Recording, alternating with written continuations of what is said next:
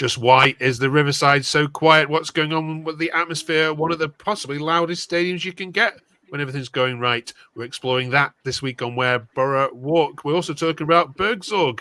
Has he now won the fans over? And just what's going on in the Championship or football in general. Is it feeling a bit flat all over the country?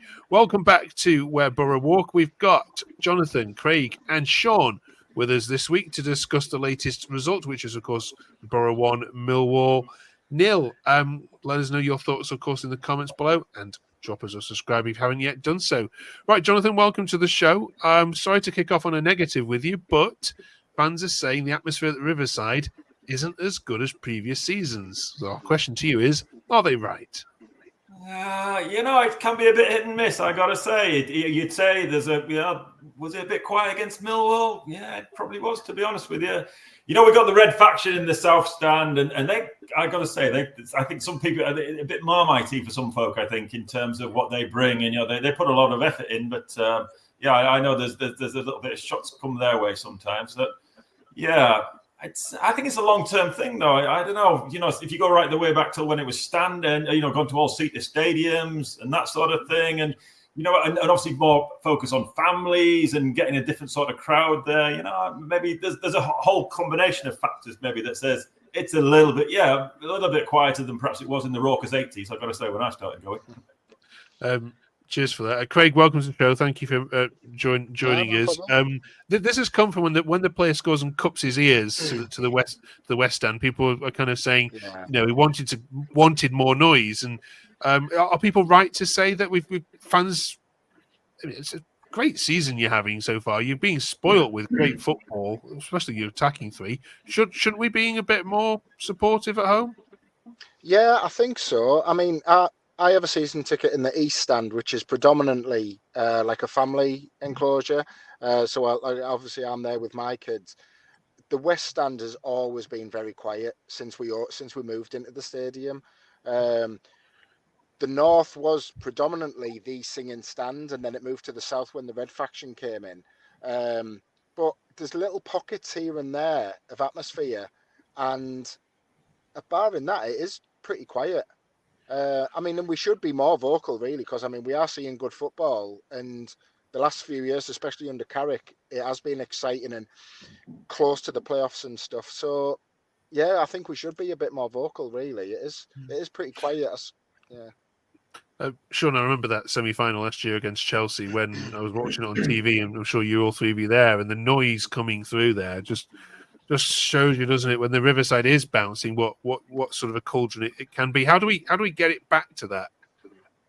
I don't know. I'd echo what the lads have said. I've been in a North Stand quite a few times, and there are times when that can be quite raucous. And I don't know. We tend to up our game in I don't know why the evening games. We seem to get a bit more crackling some of the games under the lights and stuff like that. Maybe it was a bit of a nervous thing against Millwall because we needed a reaction. It always felt on a bit of a knife edge, that game, even though we looked quite comfortable. But I agree, we definitely need to stir up a little bit of atmosphere, even if it's something that's contrived to start with, and then we try to sort of keep it. But you'll be getting a drum, won't you, next to a bell like Portsmouth have, or something like that. Let us know in the comments what you think can be done. Good win against Millwall then. Not your free flowing best, but it's Millwall that they don't come to open up shop, do they, like other teams do? So still a good win.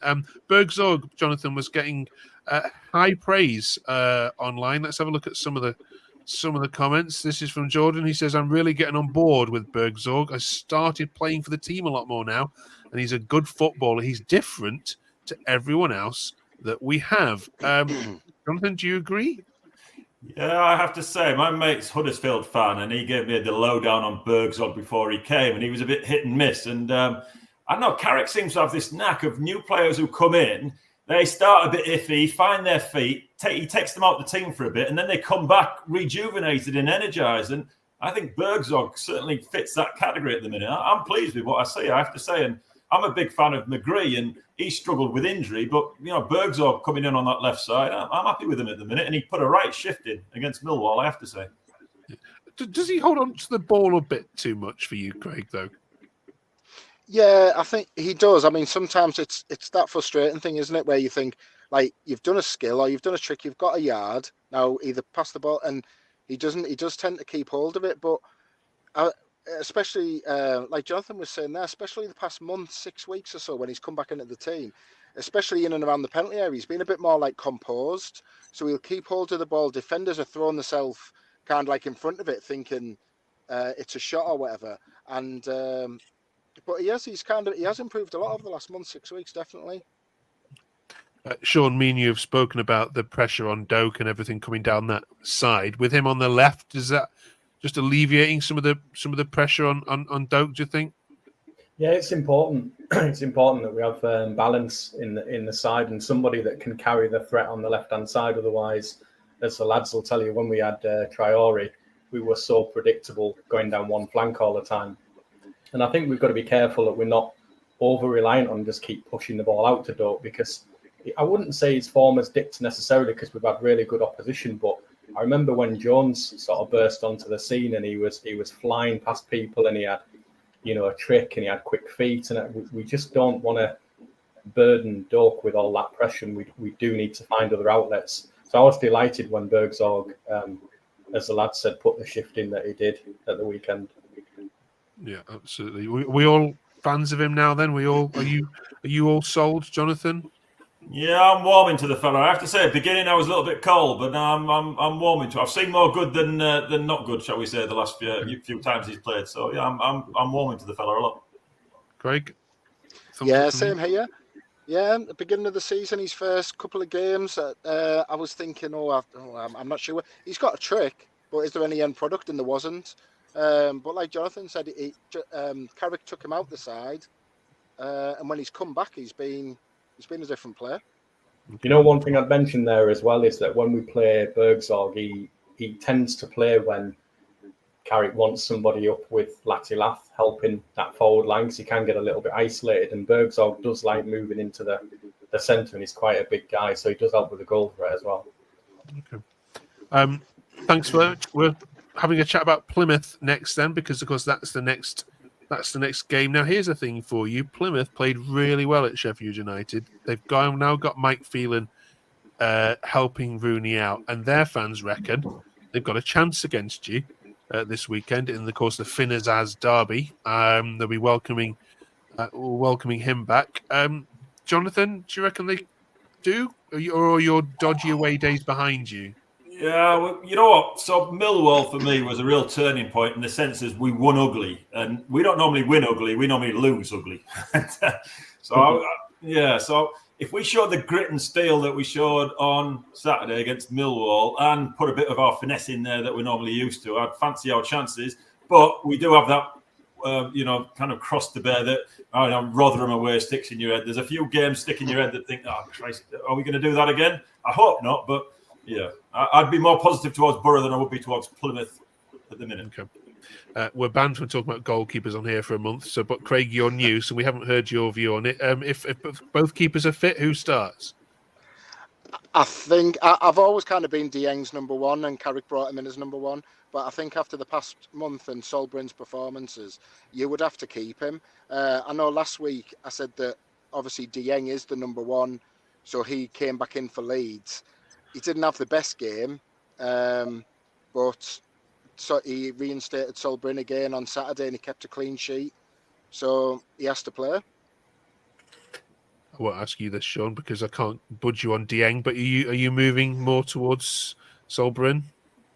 Yeah, I mean, I have to be honest. I was quite surprised when he picked Solbrin, but given the game that he had, I'm not disappointed because the lads took his chance, and it'd be a brave man to now drop him after such a performance. So fair play to Carrick. He's always said he'll pick players in form, and that's what he's doing. And he doesn't curry favour with anybody. So yeah, I'm open to Solbrin being the number one as long as he keeps performing.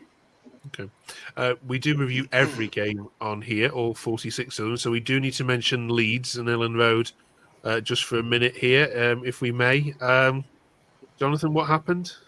I was so angry after that game. I got to say, it was almost like we were the masters of our own downfall. I'm sure if you're a Leeds fan, you'll be telling us how well you played and you deserved it, etc. But I was so disappointed that we didn't perform at our best, and we just, you know what? And it's wrong to say this to players because, of course, players try and give 100% every game, but I just didn't feel like they were at it and at the races as much as Leeds were, and I didn't like watching it. Well, of course, I didn't like watching it at all. I've got to say, it wasn't our best performance by a long way. Yeah, Sean. We've got so much potential. They do fluff their lines at times when it really matters. Yeah.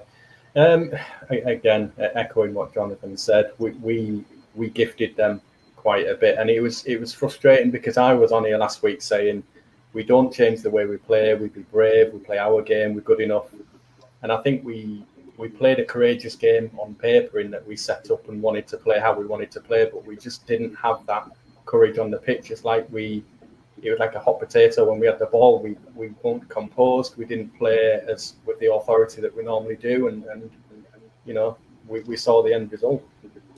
Yeah, Craig, any final thoughts on that game from you? Yeah, just the same as what the lads have said. Like the opportunity was there to go and make a big statement in the league, and we just didn't hit it on the night. A friend of mine's a Leeds supporter who was at the game, and he texted me afterwards, and he went, "That's the best team I've seen at Elland Road this season." And although we didn't play well, I thought, well, that's a positive, really, that he's thought that, and we weren't at our best. So yeah, we just have to kind of get on with it now. That's gone, nothing we can do about it, and just crack on to the next one. Okay. All right, let's move on then. Lastly, this week we're talking about just football in general, the Championship, and feeling a little bit flat. It hasn't got going. I know Boro fans, you are having obviously a great season, so this is probably the last. You're not the best fans to ask this to, but is the Championship failing to live up to its usual excitement and expectation for you, Sean? Let's start with you, and if so, why? No, I don't think so. I think last year we sort of lamented the fact that there were clubs down there that were sort of yo-yoing and had the parachute payments, and there were teams that were way beyond others, and it was creating a divisive sort of league split into almost three, maybe even more sections. So I'm quite happy with the competitive nature of it. I think there's still very good football being played. It's there for anyone. There's a lot of teams in the mix. Like Blackburn have put that run together and ended up from nowhere really and looking at quite an ordinary outfit. So, from the outside looking in, maybe people think the quality's dropped a little bit, but I'm loving the fact that you can lose a bunch of games and you can still be right in there if you put a run together. Okay. Jonathan? Sean's taking the words out of my mouth. I like the Championship for that reason. You know what? You can lose a bunch of games, you win a bunch of games, and you're right back in the thick of it. I mean, I'm a bit worried about Boro managing to get top two because we're being so inconsistent. But because it's the Championship, I'd still fancy our chances. You know what I mean? Because it's that kind of league, and nobody's, there's a gap, and it's getting a little bit bigger for my liking. But we've still got half a chance, and that's. Yeah, I enjoy the Championship. I have to say, I understand the point you're making, but I think it's still a decent league. Yeah, but Craig, people are saying things like early kickoffs have killed atmospheres. Everyone's playing the same way. It's the pep impact of playing out from the back, so it feels very samey. You've got the predictability of the teams at the top being the teams at the top. There's no Ipswich this season, so all these things are contributing to people saying, we're a bit. The Championship. We haven't had many great games either, have we? I mean, the only one good game I remember watching this season has actually been you guys when you went to Norwich about a month ago. That was a cracking game. But other than that, do you see people's point of view, Craig? Yeah, I think obviously because when you get to Christmas and all the Christmas fixtures come along, and then the hype starts going, and then as you kind of counting down games, then. To kind of playoffs and relegation, then the big games come, the atmospheres grow. But I mean, I do take your point regarding the television kickoff. I mean, because I know that our Blackburn game, I know it's the FA Cup, but that was moved to 12 o'clock on a Saturday, and you're thinking, why? Why are we moving kickoffs for the sake of TV in other land? And the fact of obviously the midweek EFL games. How many are on TV now on Sky? It's every game on a Tuesday and Wednesday is on the red button. So I mean, that's obviously going to affect attendances and atmosphere, and it'll just have a knock-on effect. Yeah. Okay. All right. Thank you very much for that conversation. Really good. Let us know your thoughts in the comments below. Plymouth fans are ready to welcome Finn Azaz this weekend to and you guys to Home Park. So have a safe trip. It's a big journey. Shout out to any Boro fan who's setting off on Saturday to Plymouth. Credit to you. I thought you've been travelling your numbers this season, haven't you, as well? Really good numbers, especially in Leeds. We only hear the Boro fans at some points during that game. So yeah, good shout out to you. Do drop us a subscribe. 20 minutes of Boro chat. We know there's other things you can listen to, but they're just equally as good. Ours is short and to the point, and with all these gentlemen as well. What more could you want? Drop us a subscribe. We'll see you next week for the final one before Christmas. Enjoy Plymouth.